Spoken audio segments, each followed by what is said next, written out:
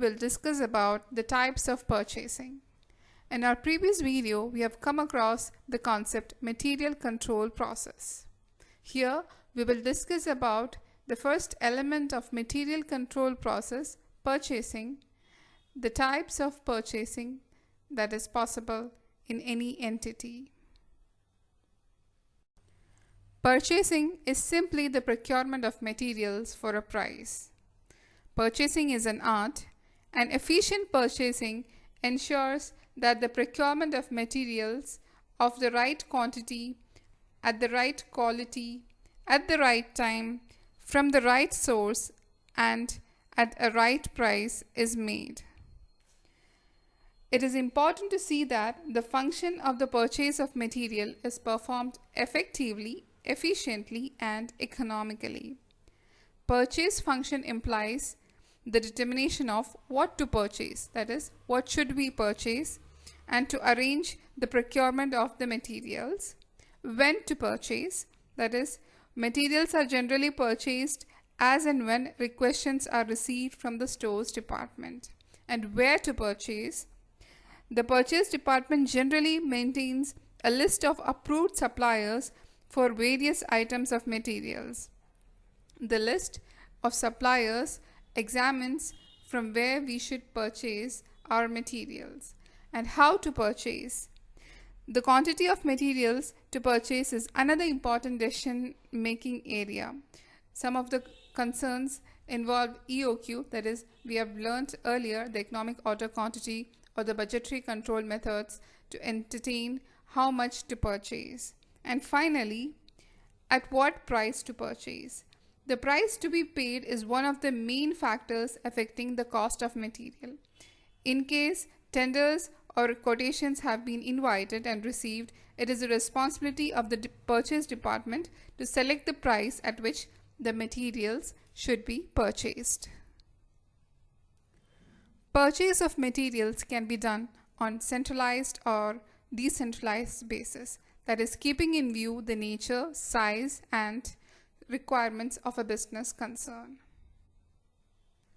Centralized purchasing, which means centralization of the authority, which further means the power of planning and decision making are exclusively in the hands of the top management.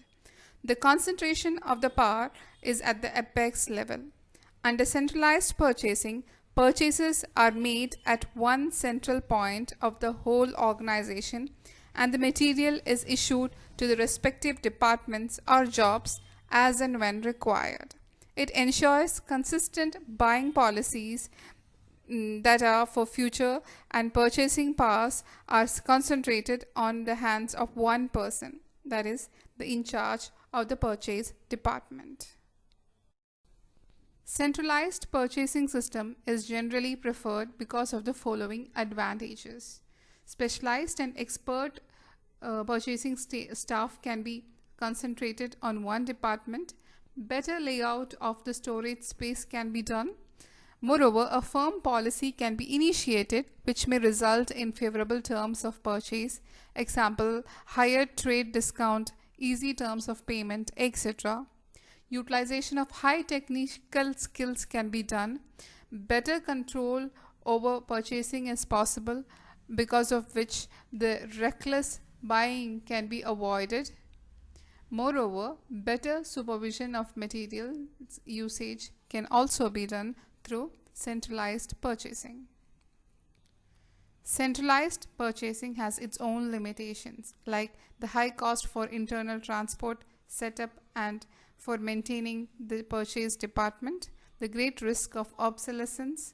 Moreover, centralized purchasing is not suitable for plants or branches located at different places which are far apart. Even it may result in wrong purchases. Decentralized purchasing, that is, the authority to purchase materials is decentralized and placed in the hands of more than one individual or department.